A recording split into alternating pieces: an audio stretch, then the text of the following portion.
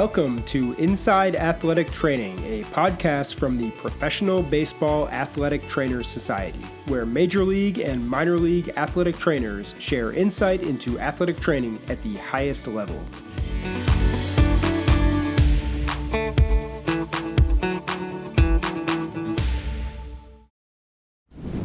This week on Inside Athletic Training, we welcome in Brian Ebel, head athletic trainer of the Baltimore Orioles. Enjoy the show.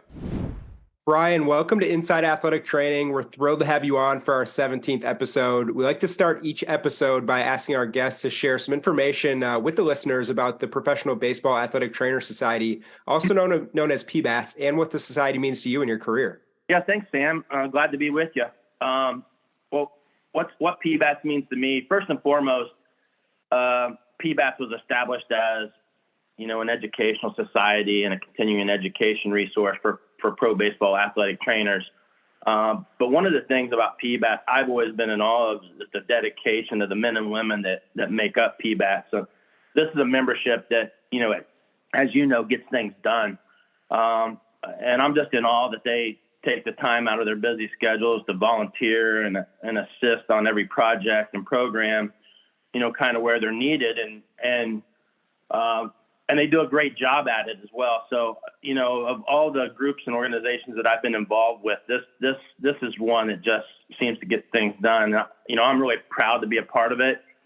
And part of a group of quality healthcare, providers, like the members of PBATS.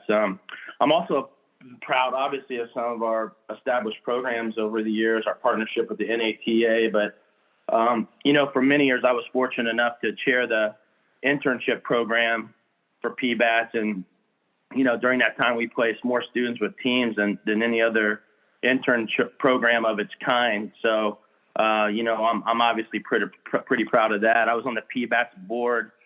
This is something you're very familiar with, is our play campaign, promoting a lifetime of activity for youth. And I was on the board when this initiative started, to combat, childhood obesity and promoting good nutrition and teaching about the dangers of anabolic steroids. But this program's given me the opportunity, in our local community here to work with Boys and Girls Clubs, the RBI program, Reviving Baseball in the Inner City, the National Down Syndrome Society, just to name a few. So I'm extremely, proud to be a part of PBATS on some of those programs. And then the Ability Transcends Challenges program is just another one that I'm especially proud of, working with people with disabilities, that demonstrate that if you have a disability, that shouldn't be a barrier to success or being involved in sports or whatever endeavor that you want to take on. So, that's kind of what PBATS means to me. Yeah, you said it best. PBATS is not the hugest organization, but we, the members are so dedicated in terms of getting things done and accomplishing things. And when a board, like you said on a handful of years ago, sets out to make something happen, it usually happens. So that's awesome to hear. Well, Brian, you're currently in your 6th year as the head athletic trainer with the Baltimore Orioles and 39th year in total with the Orioles organization, which is amazing to hear. We'll get into your job and your career path in a bit here, but first, I'd love to learn a bit more about your background and what paths led you to where you are today. So if you don't mind, let's start from the beginning. A young Brian, where were you from? Were you an athlete growing up? And also, where did you find your passion for athletic training? So I'm from a small town in Indiana, Versailles, Indiana. It's in the southeast corner of the state. It's about 40, 50 miles west of Cincinnati. I'm kind of in that triangle. I grew up in that triangle where Cincinnati was the closest, largest city to me, kind of what I call myself as a Ohio river rat. So I grew up in that area where Cincinnati was to, east, and then Louisville, Kentucky was just south, and then Indianapolis is an hour and a half kind of to the northwest. So that's kind of the region and the area I grew up. Obviously, basketball is king in Indiana, and so I played basketball, baseball. I ran track kind of growing up, but where I found my passion was actually in basketball and going to basketball camps. I used to go to basketball camps in the summer at Miami of Ohio University in Oxford, Ohio. And one particular camp, I sprained my ankle pretty bad. And obviously I worked with the trainers at Miami who were covering the camp. And I think that was, at that point, I knew that's what I wanted to do, for my career. So that was, I think I was in 8th grade or 9th grade when that happened. So that's kind of when I knew I wanted to be in athletic training. It's really interesting. We speak with a lot of people in your position, head athletic trainers, assistants, and just colleagues in general. And a lot of people have mentioned that once they were injured, whether they were in high school or middle school, they really took a liking to being in the training room and learning from the people who were taking care of them. So that's really cool to see. And we mentioned earlier that you've been with Baltimore for now almost 40 years. An organization definitely near and dear to your heart. You've had many important roles within the organization. I'd like to talk a bit about what it's like getting into the world of Major League Baseball athletic training, and if you could expand about your path through the big leagues through the minor leagues, as you made your way to the big leagues. Yeah. So wait, 40 years? I'm not that old, Sam. I can't imagine it. Has it been long? No, but I started out in the Orioles organization. Obviously, I was right after my freshman year of college, if you could believe it or not. It was really just a Kramer, the old Kramer workshop, under my belt. I got an opportunity to go to Bluefield, West Virginia during the summer months of college to work, while I was in school still. So I did that all my summer months from college. So I really didn't have a summer break. I basically, the day I left the end of school, I would head to Bluefield, or basically head to Miami, Florida, where we actually trained at the time, and then ended up in Bluefield, some weeks later for the summer season. So I did that all my summer months of college. And then, interestingly enough, after I graduated, I was slated to go to grad school, straight to grad school at the time. And there was an opportunity for me to, after graduation, to jump right to AA. And so at the time, there wasn't even as much turnover as there is now. So I saw that as a great opportunity. So I kind of put my master's degree on hold, which I eventually got much later, but I decided to stay with the Orioles and not go to grad school. And so I spent basically 7 years in the minor leagues through, Erie, Pennsylvania, and Newark, New York. We had a team there, Erie, Hagerstown, Maryland. So I spent 7 years in the minor leagues as an athletic trainer, and then 5 years in the minor leagues as a medical coordinator, as the medical coordinator as we know them today. So I spent 12 years in the minor leagues before making my way here to Baltimore. Yeah, that's it. It's quite a grind, and anyone that's in the profession and has reached a level of success and establishment as you have know that there's steps to the process, and no one's going to be in the big league dugout from day one. It just shows the dedication and persistence is key there. I want to talk a bit more about the Orioles athletic training staff in both the past and the present here. One man that came before you and mentored you along the way, Richie Bancells. He was your head athletic trainer for many years. Richie's a PBATS Hall of Famer, and just an absolute legend in terms of athletic training in sports in general, not just in baseball. Can you talk a bit about what it was like being with Richie, assisting him for so many years, and what those key lessons you were able to learn from him? Yeah, obviously, Sam, spending 30 plus years in the training room with Richie, there's so much wisdom learned and so many things.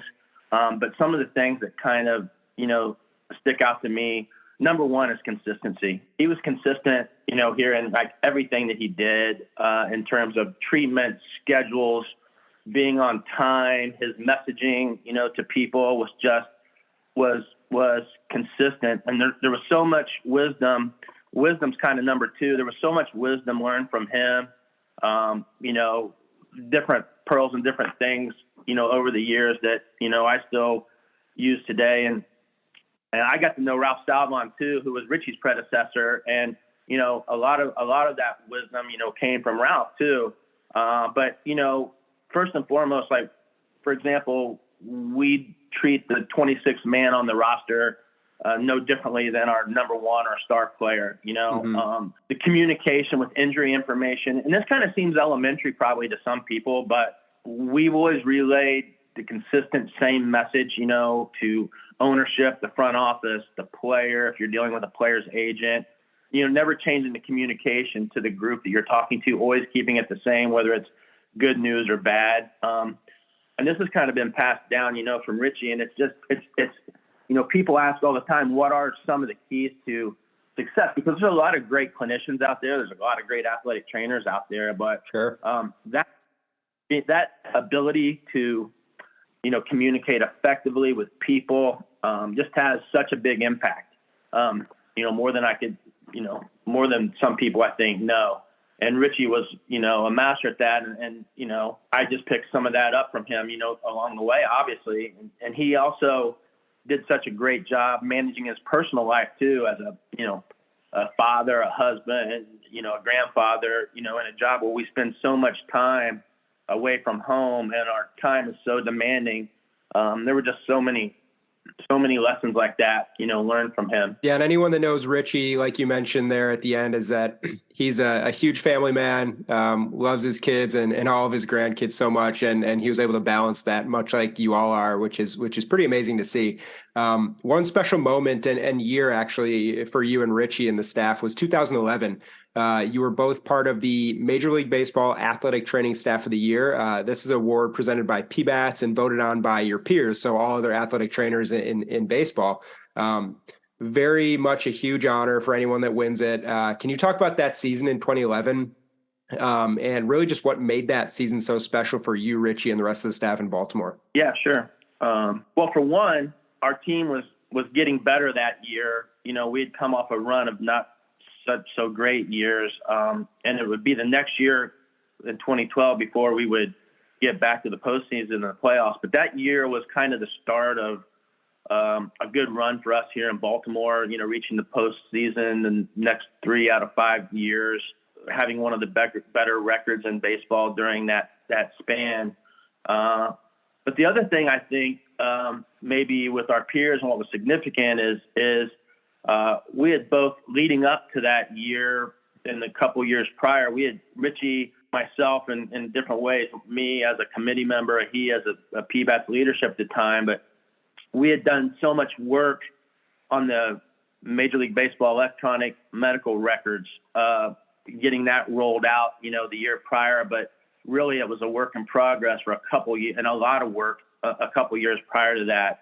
Richie, myself, and obviously Roger Kathlinger, who, just retired this last year, was extremely instrumental too, on that steering. Roger and I were on the steering committee together, Stan Conti, and all of us kind of spent countless hours, with MLB and various vendors, people, working on this, electronic medical records project. So I have a hunch that probably had, a lot to do with it. I had experience before helping build an existing software for electronic records that was already kind of in place in colleges, but I helped a company make a baseball only version that, I think at the time, at one point, maybe 8 to 10 of the teams were using kind of prior to this. So I don't know. I think that EMR rollout probably had a lot to do with that and that next year as well. Yeah, clearly there's a lot more to it than just what you guys do in the training room. There's so much behind the scenes work, and from the electronic medical records to meetings with MLB and everything you guys do, there's a lot going on that behind the scenes that is hugely important to the entire profession. So that was great work by you guys there with the EMR. In addition to Richie, you've worked with some awesome athletic trainers throughout your career. When you were breaking into the game, were there some role models besides those with the Orioles or even with the Orioles outside of Richie who you really looked up to in the field of athletic training? Yeah, well, as I kind of mentioned in your introduction, my house is in the southeast, where I grew up is in the southeast corner of the state of Indiana, about 40 miles west of Cincinnati in the old Riverfront Stadium. So, I was a kid lucky to grow up in the era of the Big Red Machine and watching the Cincinnati Reds. So obviously Larry Starr was a big role model for me, for sure. And also an interesting story kind of about that. So I just committed to working for the Orioles. I'm in college, and I see a flyer come across for a baseball symposium out in Los Angeles at the Curlin Job Institute, and it was in LA. And I was kind of trying to work up the courage. I hadn't even started with the Orioles yet, but I committed to them, and I worked up the courage to ask if I could go to this conference. And this conference is the conference now we know now as the PBATS Team Medicine Conference, that's been going on for all these years. But at the time, this was one of the first ones. So the Orioles, to my surprise, allowed me to go to Los Angeles to this conference. I hadn't even met anyone in the organization yet at the time, but I get there, and it's mostly Major League Athletic trainers, people like John Adam of the Brewers, the Hall of Famer Dave Pursley with the Atlanta Braves at the time, Kent Biggerstaff with the Pirates, Mark LeConte was there, who was the Giants, San Francisco Giants head athletic trainer at the time, and not to mention, Frank, the legendary late Frank Jobe. The list goes on, and Sam, the thing that's interesting about this is I just turned 19 years old at the time. And so I'm in this room with all these people already that are going to be, that as we know now are Hall of Famers and legends. Mm-hmm. And these guys were so great. What I remember, these guys were just so great to me. I remember some of these guys inviting me to dinner, the very first night there, and kind of, taking this young kid in, and I couldn't get enough of the stories and experiences and the wisdom. And obviously, as we know now, these are some of these lifetime relationships that I've built, from these guys. And here's this young kid, and these guys are already established, major league physicians and doctors and things like that. And obviously the great late Lou Yoakum was part of that too, and ended up taking over that conference as we all know now, years later. But that was something that I'll never forget, and I built lifelong friendships, from that. But these guys were all mentors to me in some way. Yeah, and I'm sure there was so much advice to be given and to be heard, and I couldn't imagine what you learned from the laundry list of people you mentioned are some of the best in the game, all time, many Hall of Famers. So it's really cool that you were able to get that opportunity at such a young age, but also that the guys there were willing to take you under their wing. And that's kind of what PBATS is all about, is really helping out that next generation of athletic trainers. So now that you are, in such an established position that at that time, I'm sure you never imagined in your wildest dreams, almost 40 years with one club, which is amazing. Is there advice that you got that maybe you now would pass along to college students or young professionals looking to get in the game? Yeah, I still think summer internship programs, obviously, and seasonal positions are really the best way to go, in my opinion. It gives you, as an individual, an opportunity to take a look at the game of baseball, the schedule, to see if the setting's really for you or not. But it also gives the organization a chance to look at you and see if you're a good fit. So I think that's honestly the best way to go, to recommend. Many of the athletic trainers in our organization have kind of gone that way, obviously including myself. And I just think, to truly be successful, and you have to put in the time and the effort and put in the work and never stop trying to learn and get as knowledgeable about baseball and the game and its injuries and its, prevention and its, method and strategies the best you can. But that's my best advice is to, if you're thinking about getting into baseball, as a student or a college student, or I would really consider the internship program or seasonal position with a team. Yeah. And as many of our listeners know, those interns and younger people make up what are now huge and growing performance and sports medicine staffs with each club. You're one of the guys who, you've had such an illustrious career. You've seen it all, from staffs of just 2 people doing everything to huge athletic training and performance staffs now that could be, 8, 9, 10 people. Can you talk a bit about the growth of the profession and more specifically how staffs have changed and grown over time to suit the needs of not only the players, but also the people working on those staffs? Yeah, it's It's amazing, really. I tell people all the time, I look at it like this, and I describe it, kind of like this. We're healthcare professionals in 2023, right? We just happen to work we do it in a professional baseball stadium or a clubhouse. Mm-hmm. But the expectations of healthcare don't change whether you're in a clinic, whether you're there, or whether you're, in a different medical setting. And so there's many moving parts throughout the day that you have to have a robust staff to do that. It takes obviously now athletic trainers, physical therapists, our strength and conditioning department, massage therapists, nutritionists, mental skills coaches. They're all instrumental in the team's development and success. But, if I look back just our sports medicine team, people don't realize, all the stadiums now are required to have x-ray. Well, for example, those machines just don't maintain themselves. There has to be staff to, look at the regulations. And, for here in Maryland and Florida, for example, Florida Department of the Environment, Maryland Department of the Environment, they have to come in and inspect those machines because they give off radiation. So you have to have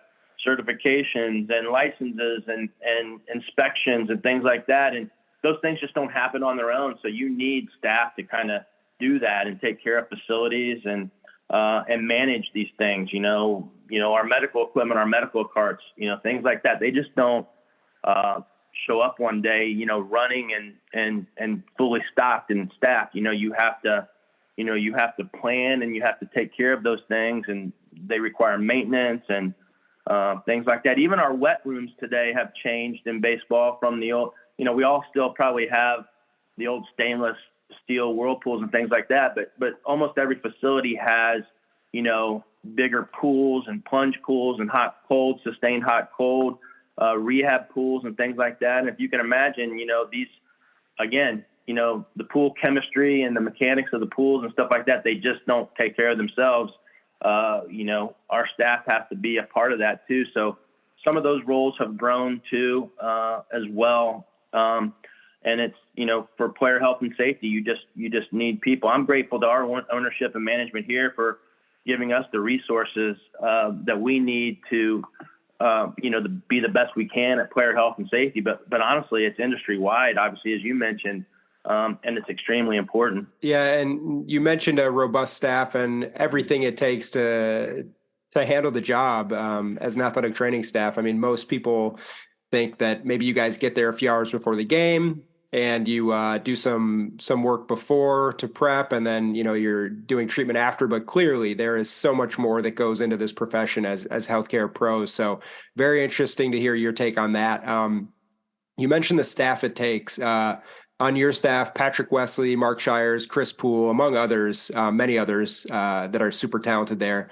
I'd love to hear more about your staff and your actual role in the development of their skills and careers, and also how you make sure everyone is continuing to learn and develop, just like Richie did with you back in the day. Yeah. So, in addition to Pat, Mark, and Chris, as you mentioned, we have Kyle Korek, who's a PT, ATC, and Achilles Toriaba, who is a massage therapist, but also an athletic trainer. So all these guys, no matter what their role is, PT or massage or manual therapist or just athletic training, they all have an athletic training background, which is great.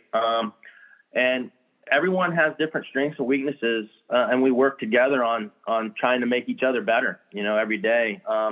I use a role delineation method here, for lack of a better term, where kind of each staff member has a defined role, and they take ownership and autonomy of that role. For example, one of my assistants, Mark Shires, does a lot of injury analytics for me now. Pat Wesley on my staff, I mentioned the facilities and all it takes to get the pools and the x-ray equipment up and running and the emergency carts. Well, that's kind of Pat's area. So he's in charge of kind of daily upkeep of facilities. He does the ordering for us. He makes sure we have all the, we play, as 81 games at home and 81 games on the road in a championship season. So, Pat also makes sure that we have what we need on the road. So, he does that. Chris Poole does a lot of admin stuff. He's kind of my right-hand guy and helps me with a lot of management of admin duties and things like that. Obviously coming off the large pandemic of COVID, like we all are, and everybody knows the impact that had on athletic trainers.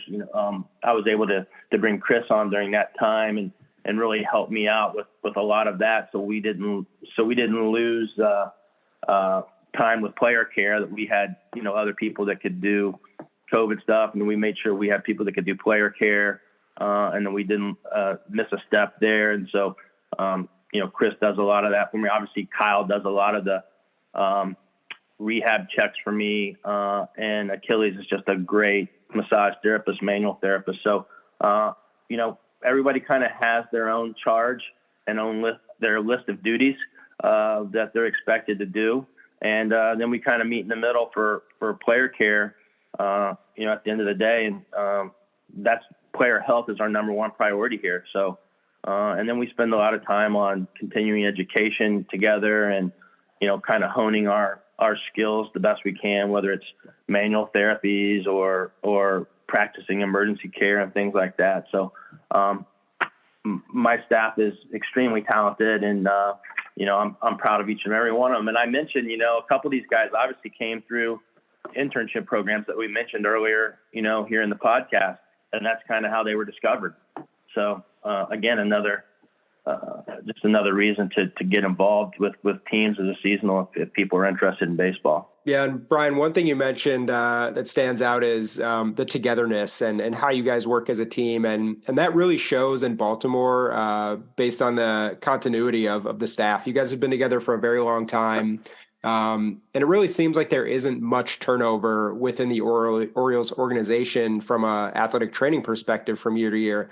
Is there something that you as a head athletic trainer or even Richie back in the day that you guys credit for that and for staying together as a staff, or, outside of just working hard and keeping players healthy?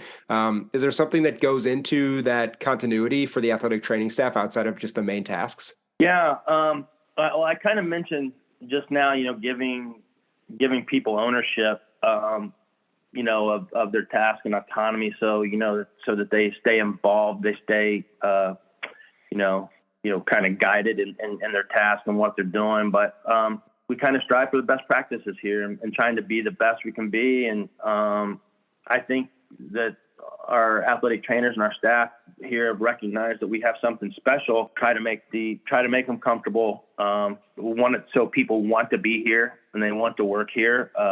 But we're very demanding. We demand quality, and but we're also very fair. We have lost some really good athletic trainers here to, obviously have moved on to better positions, which you would expect. PJ Mainville, who was the head athletic trainer for the Cubs, and now I think their director of medical services was one of my first interns here with the Orioles. Joe Benj was came through our internship programs, the head athletic trainer with the Tampa Bay Rays. Just lost one of our minor league trainers to the Rays as a medical coordinator last year, Marty Breaker. So there's been a lot of guys come through our system and leave, but I think people, by and large, feel good here and feel good about what we're doing. Yeah, and something that I've been really excited to talk to you about, and I'm sure many of our listeners are excited as well. When we think Orioles, a lot of us think Cal Ripken Jr., the ultimate Ironman. You were with the organization for some of his time there. I'd love to hear your take on what made him baseball's Ironman, how the athletic training staff at all levels helped have an impact on that longevity, and just what it was like being around someone that was, like you mentioned, dedicated, but showed up every day and did the work. Yeah. I mean, what can I say about Cal? What a true pro he was. I'll tell you, he was one of those, had one of those leadership styles where kind of he led by example. He was never going to be that guy, or was never that guy in the clubhouse that would call someone out in front of teammates or in front of other people if he saw something that maybe wasn't right. If he needed to say something to someone or a teammate, he was a true pro. He would do it. A lot of times in the training room back in the day, and there would be countless conversations and after games, and for hours at a time, sometimes with people, or, take people to dinner, to discuss the team or discuss, if someone was slumping. So he was a quiet leader and led by example, obviously, in that way. And his father, Cal Sr., was such an unbelievable coach and teacher of fundamentals, and doing things the right way, or what we call here the Oriole way. And fundamentally, and that obviously was instilled in Cal and his brother Billy, who played here too, Bill Ripken, as well, was instilled in them at their whole lives at a young age. So it's really no surprise that Cal was such a hard worker and played the game, the way you should play it, and that he did for such a long time. But yeah, his work ethic, his habits were, it clearly impacted, all his teammates, the staff. He touched a lot of people here, including myself. So, I'm happy to have had the time around him, that I did. I really learned a lot. And clearly, you've learned a ton from some awesome people in the game, and that's reflected within some honors you've won and been awarded throughout your career. And excuse me while I run through the big laundry list here, but a 20-year Major League Baseball Service Award, Athletic Training Staff of the Year in 2011, like we mentioned earlier, the NATA's Most Distinguished Athletic Trainer Award, an induction into the Maryland Athletic Trainers Association Hall of Fame, 2011 All-Star Game Athletic Trainer, a 2011 MLB All-Star Tour of Taiwan, and PBATS President's Distinguished Service Award for your work on the electronic medical records team. Also a faculty appointment at Johns Hopkins. And one of the coolest things I think for any athletic trainer is you're just the fourth head athletic trainer in Orioles history since 1954. Absolutely an amazing stat there. And a lot of people don't last as long as you, Brian, in the game of baseball. And many haven't had such a successful run in your position. I know you're an incredibly hard worker, so dedicated to the profession, which everyone appreciates. Is there anything else that you credit for all that success outside of just the hard work and dedication, like we mentioned before? Well, thank you for that. I've been blessed to have been recognized and honored for some of my work and accomplishments. But I think, as a lot of people that are in my position, would tell you, you don't get there on your own.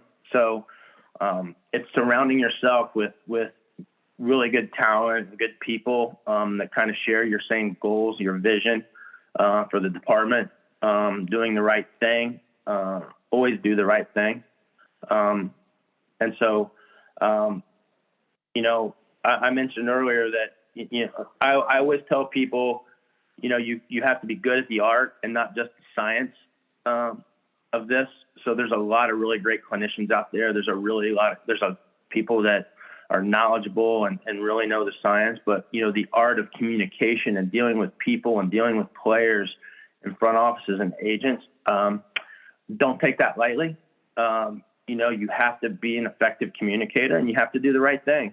And so, I have a lot of sayings and things that I say to my staff, but, it's like having good court awareness. Being from Indiana, I like to refer to being aware as having good court awareness. And there are no shortcuts. And then I think too, something I kind of learned later in my career too, you have to be a really good self-evaluator. Don't think you have all the answers to everything, kind of be open-minded and, never stop learning. And so, that in addition to being consistent, working hard. And the other thing for me personally, Sam, is like, from a very young age, in this game, it probably starts back to, being included, back when we said, at the start of the podcast, where I was introduced at such a young age to some of these great baseball athletic trainers, is I never wanted to disappoint anyone. So I always wanted to make sure that I worked hard and did my homework and was extremely prepared. I didn't disappoint people. And that's one of the things that, honestly still drives me today. Yeah, it's really cool to see just how much pride you take in your work and also the preparation that's absolutely key. And we've heard that from everybody we've interviewed on the show, just preparing for each day as a staff is just of utmost importance. And speaking of your staff again, I know we've touched on a couple of members, and you said, you couldn't have done any of this without the people you've worked with, which is absolutely true. But every day you're surrounded with an amazing staff. We mentioned a couple people, Patrick, Mark, Chris, and others. But I want to give you a couple minutes to just recognize your assistants and other people within the organizational sports medicine department. So if you want, feel free to kind of run through the people you get to work with every day and give some credit to them. Yeah. So, we touched on it a little bit earlier, but obviously, Mark Shires, Pat Wesley, and Chris Poole, my three, assistants, associates, and then Kyle Korick, my PTATC, who just does a phenomenal job and is really an outstanding clinician, and does a good job. And Achilles Torrealba, who's in his first year with us as our manual therapist, massage therapist, but he also has an athletic training background as a Latin American international medical coordinator prior to joining us, and just the experience and the energy that these guys bring every day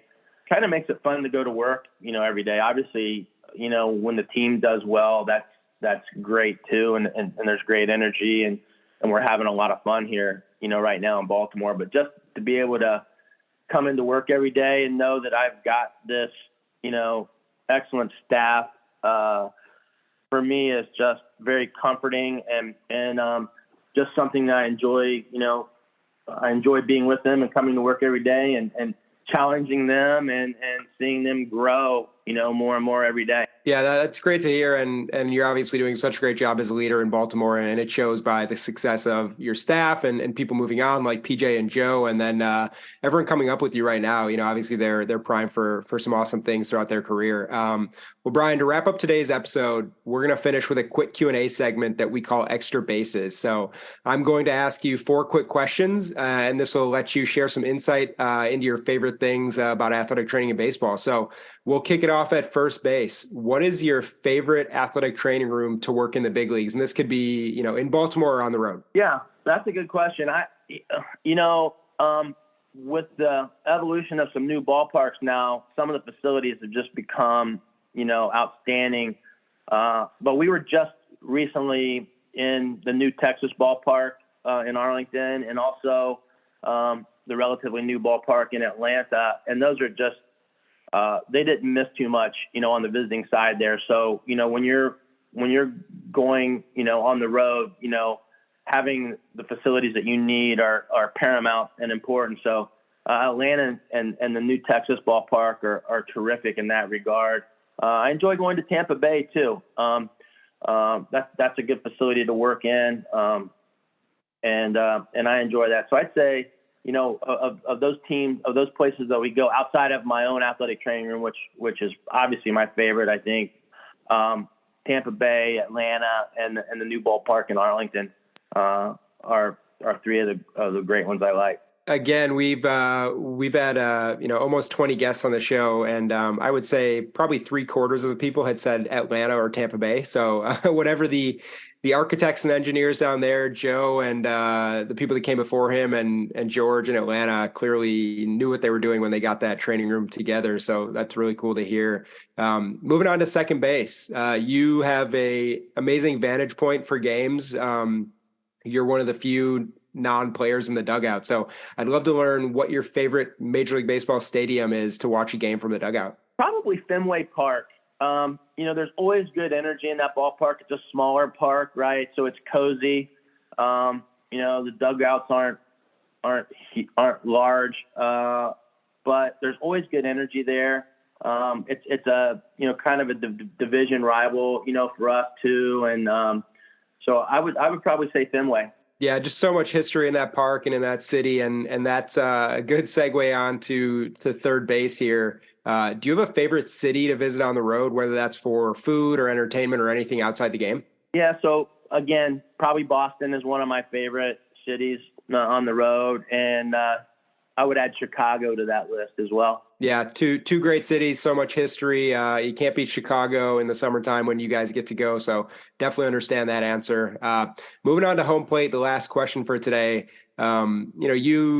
You've been in the big leagues for so long, had such an awesome and illustrious career. When you were coming up in your first year or another year early on year in your career, did you have a welcome to the big leagues moment at some point? I probably had a welcome to the big leagues moment in big league camp, probably before I even was a full-time major league athletic trainer. But I will tell you one thing that probably comes to mind there is, as a rookie,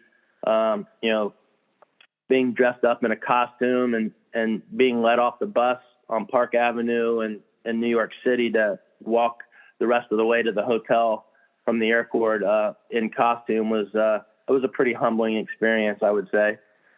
So that would probably be, although it was a long time ago, probably be one of my welcome to the big leagues, obviously, experiences. Yeah, we've heard a ton of those really funny stories from people back in the day getting that, what you would call back in the day, hazing treatment from some of the players and the staff members. That's really funny to hear. Well, Brian, thanks so much for joining the show. I really appreciate your time today, and also your dedication to PBATS and the profession of athletic training. And we wish you and all your staff the best of luck as the 2023 season continues in Baltimore. Yeah, no problem. Thanks for having me, Sam. And that wraps up this episode. Thank you for listening to Inside Athletic Training, a podcast from the Professional Baseball Athletic Trainers Society, a show for athletic training students, educators, and professionals who want to learn more about life as an athletic trainer in major and minor league baseball.